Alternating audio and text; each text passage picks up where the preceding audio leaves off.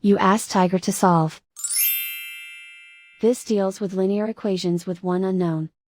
The final result is x equals 16. Let's solve it step by step. Group all constants on the right side of the equation.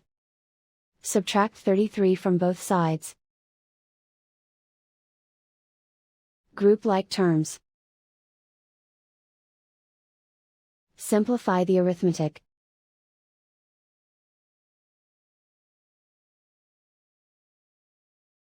Isolate the x. Divide both sides by -4. Cancel out the negatives. Simplify the fraction. Cancel out the negatives. Find the greatest common factor of the numerator and denominator.